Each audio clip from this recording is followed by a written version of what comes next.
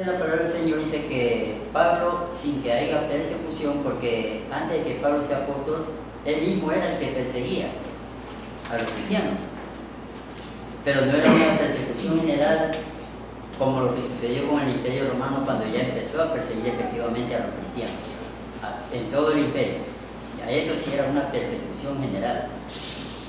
Pero en ese tiempo Pablo fue mandado a predicar a los gentiles, y no solamente Pablo, porque aparece otro personaje, Apolo y otros más, que son desconocidos, nombres desconocidos, pero ya eran hombres que andaban predicando la palabra del Señor, no solamente en Jerusalén, sino que estaban predicando por todos los demás.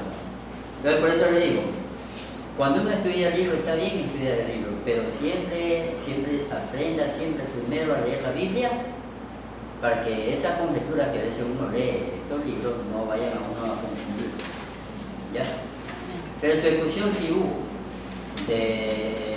Ya cuando se desató, pues, en el Imperio Romano empezaron a perseguir a los cristianos y a matar en todo el imperio, hasta en Jerusalén, en todo el Imperio Romano empezaron a matar, a mandarlos a los estadios donde los lanzaban a los leones. ¿Ya? Entonces eso fue una persecución que hubo contra los cristianos. También cuando estaban los apóstoles y cuando estaba el apóstol Pablo justamente predicando la palabra de Dios fuera de Jerusalén, también hubo un momento que en Jerusalén se desató también una persecución contra ellos. Ahí murió el apóstol Jacobo, que era el pastor de la iglesia en Jerusalén. ¿Ya? Entonces dice que otros huyeron. Pero no es que ahí empezó a predicarse la palabra del Señor por otro lado, sino que los que huyeron pues empezaron a seguir su ministerio.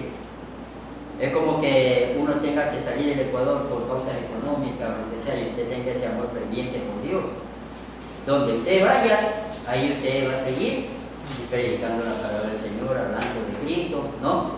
Dando ejemplo como buen cristiano. Entonces por eso le digo, hay solo conjeturas a veces que se basan como un punto de apreciación de lo que ven o de lo que leen, pero a veces no es exacto. ¿Ven? ¿Sí está claro? ¿O alguna pregunta? La primera persecución que hubo en el libro de los Hechos, precisamente de parte de la iglesia, de los sumos sacerdotes, hacia eso es lo que relata el libro de los Hechos. Pero en el año 63 más o menos, Nerón quemó Roma y entonces ahí fue la persecución de todos. Ahí empezó la persecución a nivel de Estado. A nivel de todos los cristianos. Pero en Jerusalén siempre, hasta cuando estuvo Cristo, siempre hubo contra él y contra sus discípulos problemas. ¿Ya? Pero por eso les quiero aclarar. No fue por causa de la persecución que empezaron a predicar de afuera. No, ya estaban predicando fuera de Jerusalén, ya estaban haciendo su trabajo. Con Pablo y otros más, ya estaban haciendo. ¿Ven? Incluso Pedro fue mandado a un mentir a predicar. ¿Ven? Entonces, sino que son las conjeturas. Por eso yo le aclaro una cosa, y escúcheme bien siempre esto. Se lo digo no tanto como maestro, sino que también los años que uno tiene de experiencia. Uno tiene que leer bien la Biblia, lea bien su Biblia. Los libros son muy bonitos, pero a veces hay ciertas cosas en los libros que estos siervos ponen como idea suya, como conjetura, pero no son cosas ciertas. Y uno, sin darse cuenta, empieza a aclararlas como cosas ciertas. Entonces, como lo que pasamos ahorita, la Semana Santa. ¿Cuántos predicaban en su iglesia las 7 palabras de una más? ¿Cuántos lo predicaron? Amén. ¿Sí o no? ¿Pero eso lo manda la Biblia? No. Pero más sin embargo lo hacemos. ¿Y por qué lo hacemos? Una tradición que se ve. ¿En qué parte de la Biblia dice haga? Ninguna. Solo lo hacemos por tradición, más no porque Dios lo haya ordenado. Y lo peor de todo es que muchos criticamos a la Iglesia Católica y en nuestro corazón todavía seguimos siendo católicos. Porque Semana Santa es católica, no es bíblica. ¿Ya? Las 7 palabras es católica, no es bíblica. Por ahí un siervo de Dios dijo, voy a darle en contra de la Iglesia Católica y vamos a sacar las 7 palabras y una más. No, es que así nació. Porque los católicos son 7 palabras donde Cristo muere, y ahí termina todo. Entonces, él dijo 7 palabras de una mano. Los católicos dicen que Cristo muere, ahora la otra palabra es que Cristo resucitó y vive. Entonces, ahí viene lo que se llama la supuesta idea para evangelizar a los inconversos, aprovechar la Semana Santa. Aquí donde viene la palabra del Señor también. ¿Quién gana las almas, usted o el Espíritu Santo? El Espíritu Santo. El Espíritu Santo. Por mucho que nosotros busquemos estrategias, si el Espíritu Santo no nos apoya, no pasará nada. Solamente que quedará un culto muy bonito y nada más, y terminó el culto bonito. Pero no habrá fruto de lo que necesitamos. ¿Ven? El Espíritu Santo es quien convence. Es que Él es el que convence, ni yo ni usted convencemos. Por mucho que predique lo más bonito que sea, ¿no? El Espíritu Santo es el que convence. Y un cristiano convertido de todo corazón, viviendo el Espíritu Santo, es un instrumento poderoso en su iglesia. Pero el que es convencido, ese no, ese siempre va a andar renegando de todo. Que ya viví, ya otra vez viví. Que ya hay uno, otra vez ya se me está haciendo una úlcera. Y todo es puro pretexto. ¿Por qué? Porque ese no ha sido convertido. Él solamente o se asustó del infierno o fue convencido, pero nunca se convirtió de verdad a Cristo. ¿Ven? Entonces, muchos de nosotros como cristianos, y le digo esto en serio, como la Navidad y todas esas cosas, no es que estoy en contra, sino que uno tiene que darse cuenta que a veces no hay que darle prioridad a cosas que no lo manda la Biblia. La Navidad se recuerda el nacimiento de Cristo, pero la Biblia no dice que Cristo ordenó celebrar su nacimiento. Él ordenó recordar su muerte, ¿sí o no?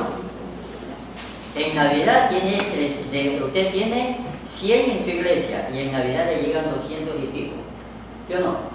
Tienen que hacer unos bollones de arroz con pollo y todo bien bonito. Pero cuando es la Santa Cena, de los 100 que tiene, le aparecen solo 20. ¿Y qué pasó con los demás? Es que no pude, es que justamente dice la Nacha, me tiró un zapato, me dio coraje, ya no fui a hacer nada porque me dio coraje. Y todo es puro pretexto y excusa, ¿sí o no?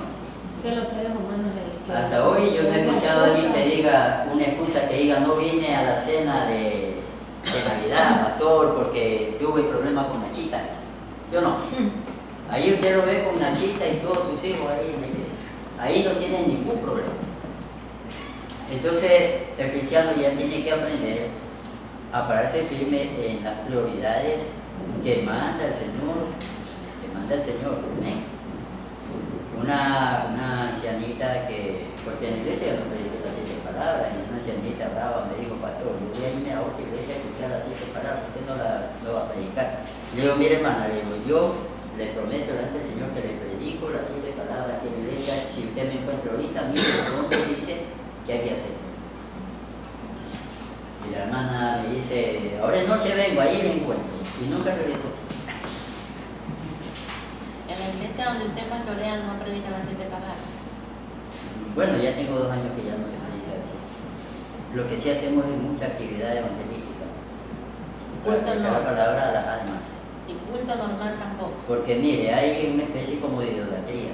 Pensamos que justo en la Semana Santa se van a ganar almas para Cristo. No, está equivocado. Almas para Cristo se gana todos los días y a cada rato si uno tiene la unción del Señor. Y ahí no hay problema. ¿Ven? Sino que uno se encabona y su mente se vuelve limitada.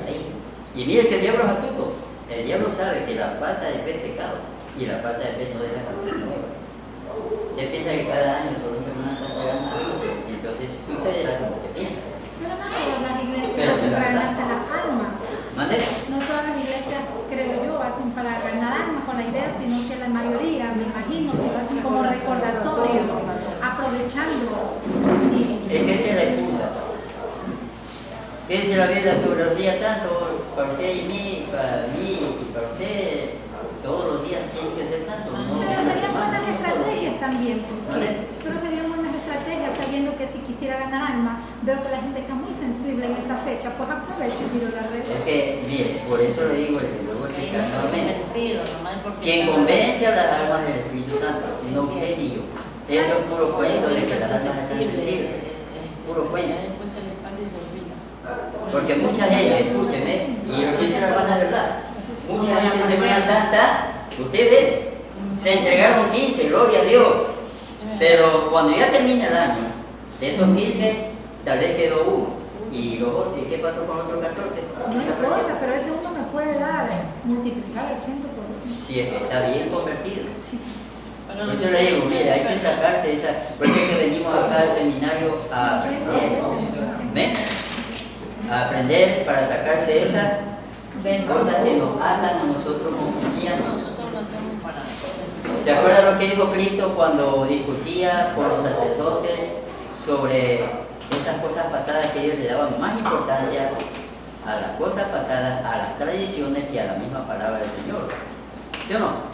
Y en esa trampa estamos cayendo nosotros los cristianos, tradiciones a las que respetamos más que a la misma palabra del Señor. ¿Ven? Esas son tradiciones. Y les vuelvo a repetir, Semana Santa es fiesta católica, no es bíblica. Es mandamiento de la Iglesia Católica. Mandamiento de la Iglesia Católica. ¿Ven? 24 de diciembre, nacimiento del Dios Sol romano. Ni siquiera corresponde a Cristo porque no se sabe cuánto nació Cristo. Y si vamos al tiempo cronológico histórico del nacimiento de Cristo, en invierno en Israel, viene a ser más o menos por el mes de abril aquí en Ecuador. Y a ver, enero, febrero, marzo, abril, entre marzo y abril, y así juega la fecha, ¿no? A veces marzo y a veces abril, pero qué fecha exactamente no se sabe. Más bien septiembre y octubre, entre los años 6 y 4 antes de Cristo. Y le digo otra cosa, y vuelvo a redundar, las fechas que salen en la historia no son fechas exactas. Está bien que las aprendemos y todo, pero no son fechas exactas. ¿Ven? Incluso se descubrió, no sé si será pura mentira o será charlatanería, se descubrieron que el año 100, a ver, el año 1000 o el año 100, algo así, o 1900, no me acuerdo exactamente, pero hubo un papa que cambió un año, solamente para poder favorecer esto de las cartas que daban a los ricos y llenarlo de miedo, que venía a fin del mundo y algo así. ¿Ya? Entonces, no estamos seguros, porque ni siquiera los historiadores están seguros, si a la fecha que nosotros tenemos le pasan 100 años, o le han aumentado o le han quitado. Entonces, hasta donde nosotros tenemos razón, o hasta donde las fechas históricas son seguras, es hasta unos 500 años atrás, pero más allá, las fechas no son exactas. ¿Ven? Por eso dice aproximadamente, cuando usted lee ahí, que dice aproximadamente 500 años, significa que está cerca, pero no fue esa la fecha exacta. ¿Ven? La palabra aproximado significa que puede ser ahí, como puede ser antes, o como puede ser después.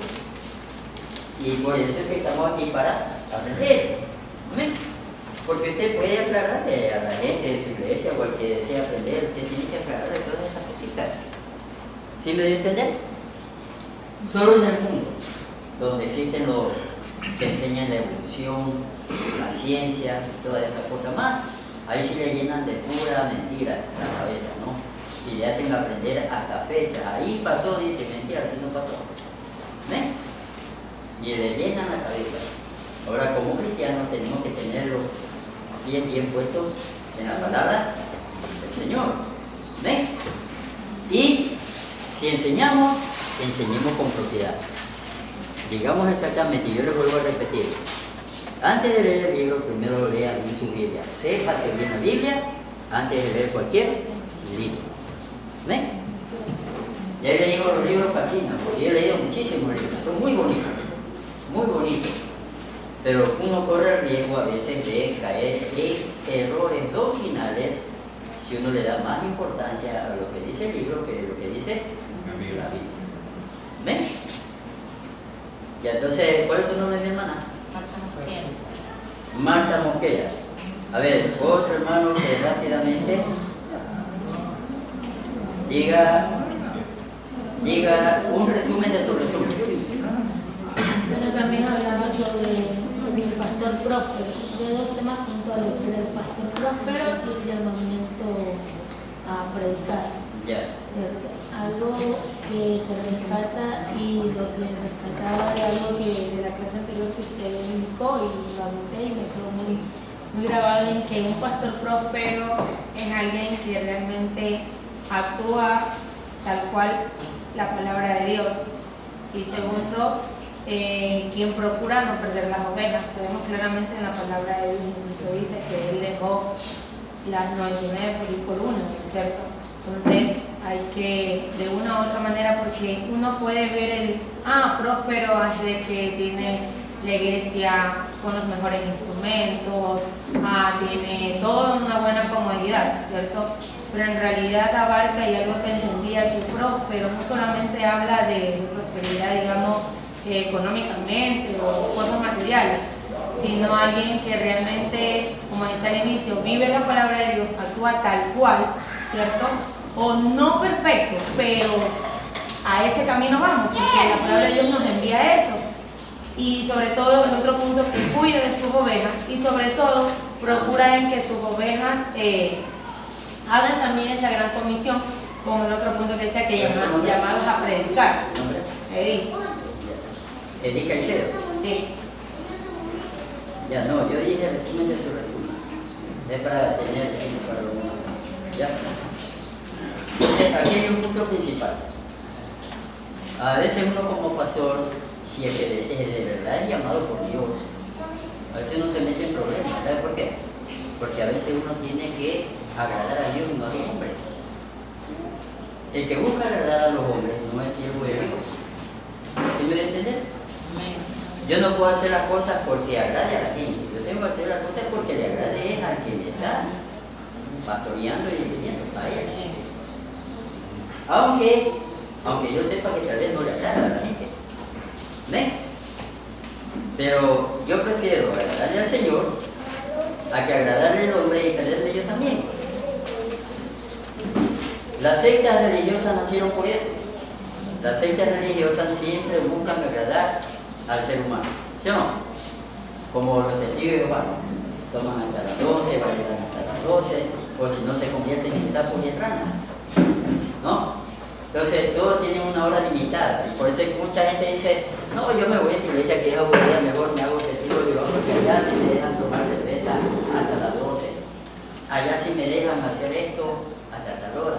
Lo utilizan bastante. Entonces, eso se llama agradar a quién, a Dios o al hombre. Al hombre, pues. Digo, ellos utilizan bastante la psicología.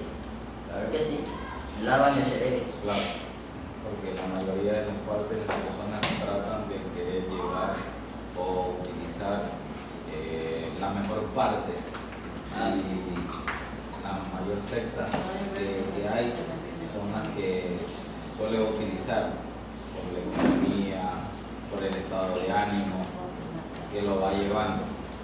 Es mi pensar, es mi punto de vista. Está bien, es que esas cosas se aprovechan las sectas.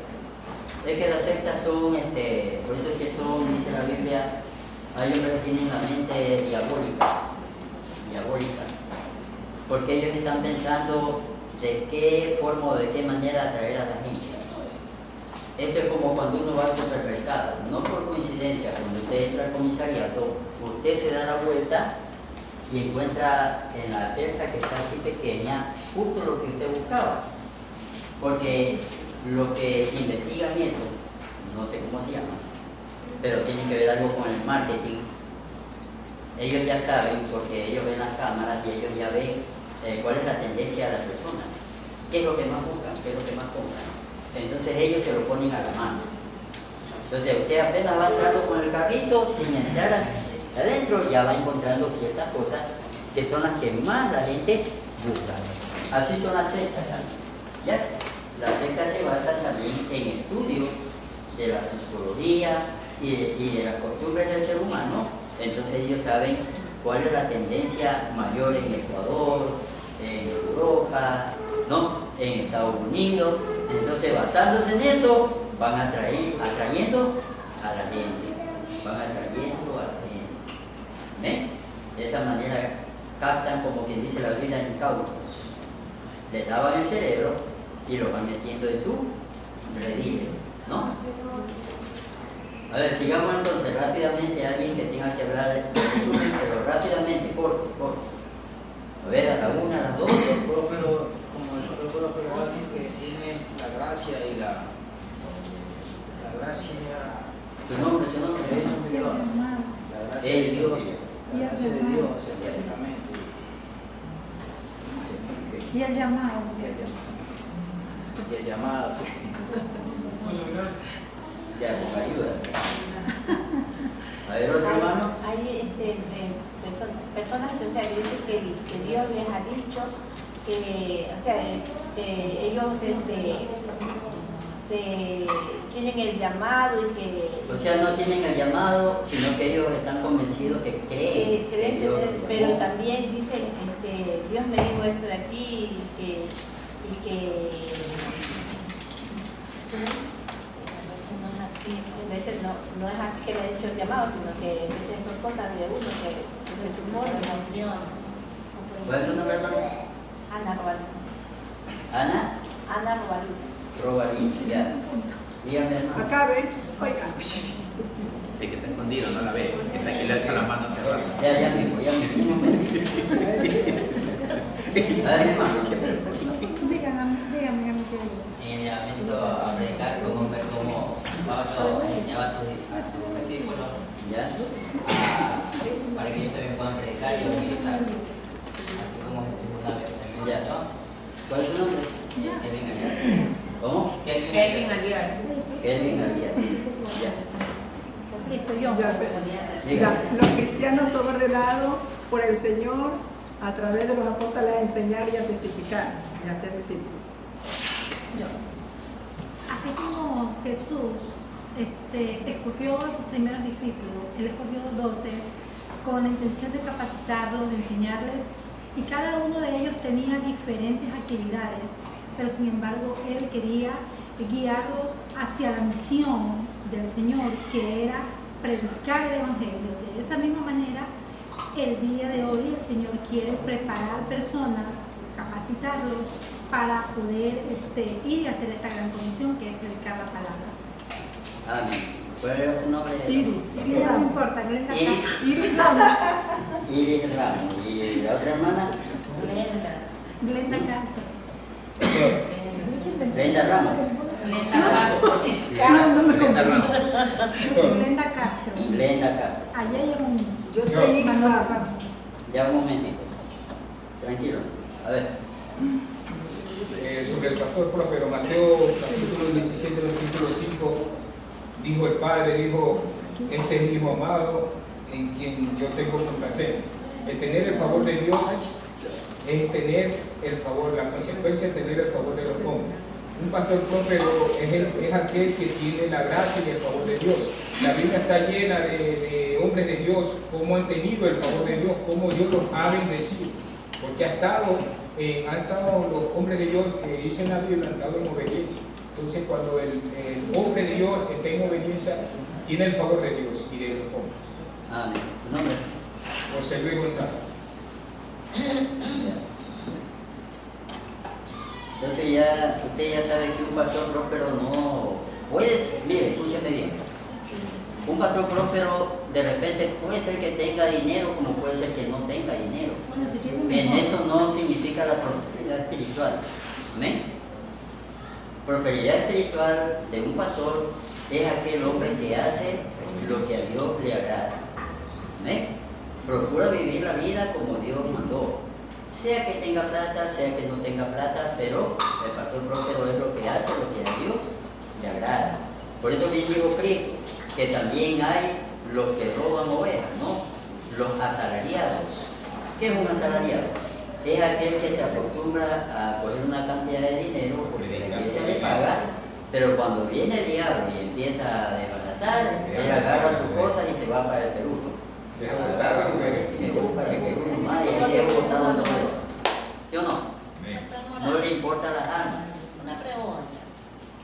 Un pastor asalariado es aquellos también que muchas veces le piden agenda para que le den un espacio en su iglesia para ir a predicar. Esos son asalariados. A ver, un pastor asalariado, como dice Jesucristo, está hablando justamente de aquel que no se interesa por las almas.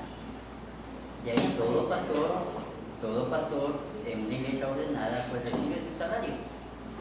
Pero cuando Jesús habla de pastores asalariados, habla de aquellos que no les interesan las almas, sino solo el dinero. ¿Sí me entiendes? Y así también hay predicadores. Yo he visto evangelistas que vienen y me dicen, pastor, quiero predicar en su iglesia, yo he sentido de parte del Señor. Le digo, está bien, dice, pero si voy a su iglesia me da $300 y no. Le ponen una vez el monte.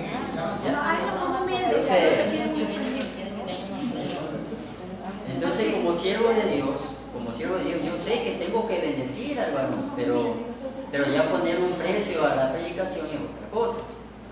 ¿Sí me entienden? Pastor, el profeta Jeremías, para nosotros ahora los dos libros que escribió, que se le escribieron a él, uno grande, pero en su tiempo Jeremías ni siquiera fue considerado como profeta. Pasó las cosas que pasó y murió en el exilio en Egipto. Pero en su tiempo habían profetas que le adulaban al rey y eran los que tenían toda en ese entonces la gracia. Pero Jeremías estaba haciendo la voluntad de Dios.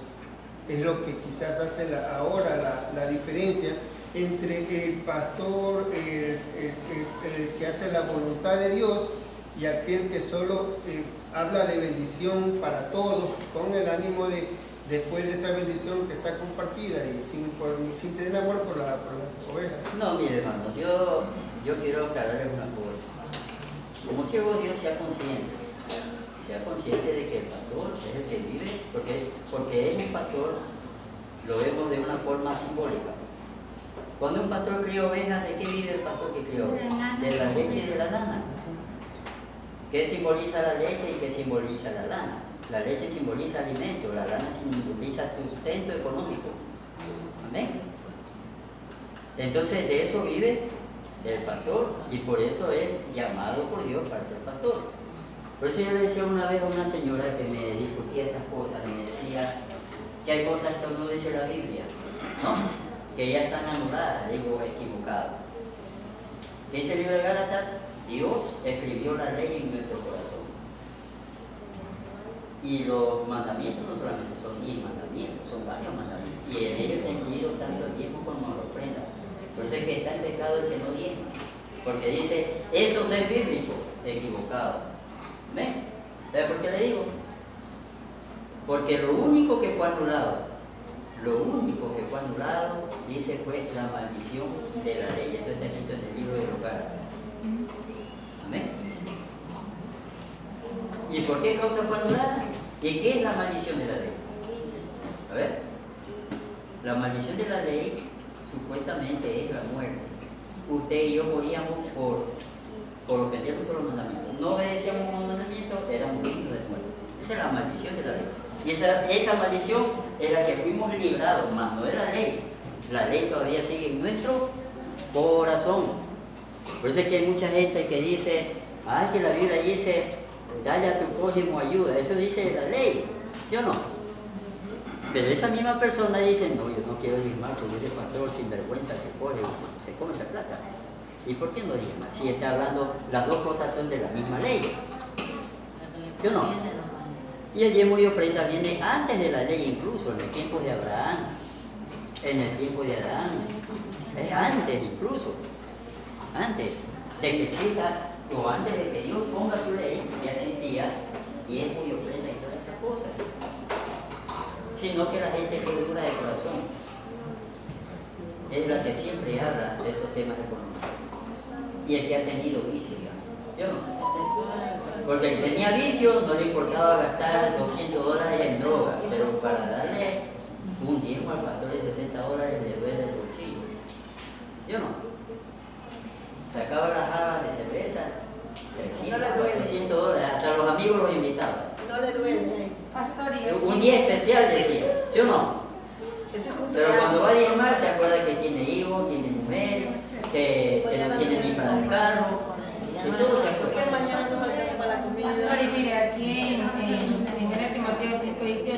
una parte dice todo obrero es digno de su salario. O sea, escrito está, o sea, Todo no obrero es que no es. Exacto. ¿Ya? Entonces por eso usted no se sienta mal. Vea, yo le digo por testimonio propio, ahí en la iglesia hay como 5 personas. Esas personas son fieles en su Dios y son las que más prosperan. Pero yo me he dado cuenta de una cosa, que esas personas la dan de corazón. Porque el que no lo da de corazón, por mucho que diga, no va a pasar lo que dice la Biblia, que prospere, que sea bendecido. Lo hace como por una obligación, más no por... Hay gente que lo hace solo por obligación, pero no lo hace porque ama a Dios. Porque es agradecido, sobre todo. Entonces, el que ama a Dios y lo hace de corazón, ese será, así como dice la Biblia, prosperado. Ese será prosperado. ¿Amén? Yo no tenía iglesia, pero ni tenía terreno. Pero mire, Dios, una vez le dije a los hermanos, vamos desde hoy en adelante, cuando oremos, vamos a decirle al Señor que ya tenemos terreno y que ya estamos construyendo. Y empezamos a orar todos los días, Señor, gracias porque ya tenemos terreno y estamos construyendo. Llega una tía mía que hace años que ni la veía, años, porque esa tía era bien tacaña. Nos consideraba los pobres del Juan, que ella me aparece por el Juan. Y en un momento otro me apareció en un culto y ella se me acerca y me dice, oye, ¿qué no tiene ese terreno propio? Le digo, no tengo. Pero dice, pero busca, pues dice, anda, busca, dice. Bueno, yo me tomé de lo que ella me dijo y empezamos a buscar. Hasta que encontramos un terreno que nos vendían en $18,000. Y esa persona me dice, oiga, pero solo hasta esta semana lo espero. Hasta esta semana. Si no me vuelve a llamar, yo ya no hago negocio con él. Yo le digo, no se preocupe, que en esta semana la llamo. Y el corazón me hacía.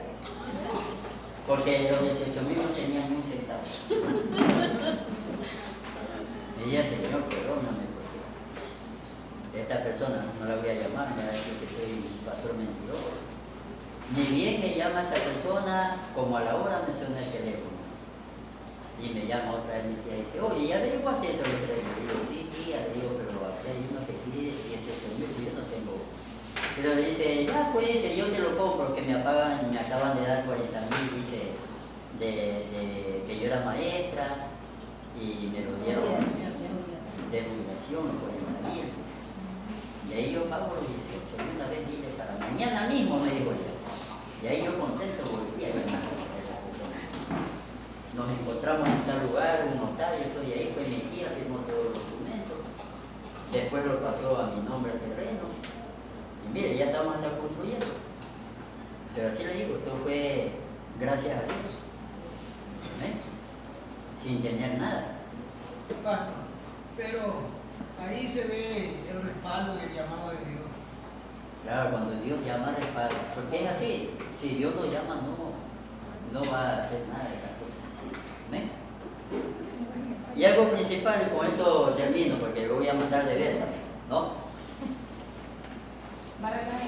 Cristo nos dio el ejemplo de que Él no favorecía a la gente, en el sentido de que Él siempre les hablaba la verdad, ¿ven? Y de que no quería llenarlos de ilusión, sus mentes, sus corazones. Pero cuando Él los confrontó a todos y les dijo, ustedes me siguen solo porque les doy de comer, ¿cuántos lo abandonaron a Cristo? Muchísima gente, y solo se quedaron los 12 con Cristo. ¿Ven? Y el pocotón de gente que lo seguía se fueron resentidos solo porque Cristo dijo, me sigue porque les doy de comer. O sea, no les interesa seguirme de verdad para hacer la voluntad de Dios, sino que simplemente me siguen porque tienen hambre y aquí encuentran una comidita gratis, ¿no? Eso es todo. ¿Ven? Entonces, nos vamos a encontrar con cristianos que son así, que van a la iglesia solamente por un motivo, pero una vez que ya no tienen eso que los motivaba, desaparecen de la iglesia, o porque el pastor les llamó la atención de algo que hicieron, ya se resintieron y se fueron por otro lado. Ya no fueron más. ¿Amén?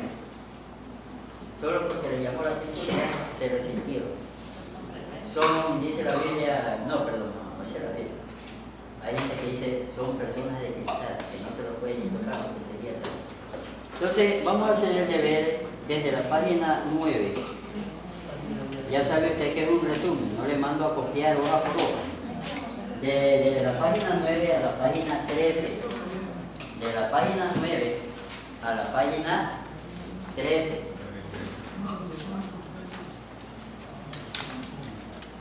Copia no, sino que resumen y que va escribiéndolo así como me lo entrega una hojita.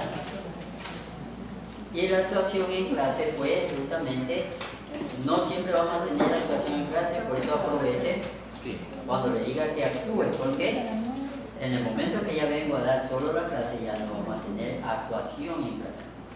Hoy día tuvimos actuación, en la otra clase ya no vamos a tener actuación en clase. ¿Ven? Eso le conviene a usted por los puntajes.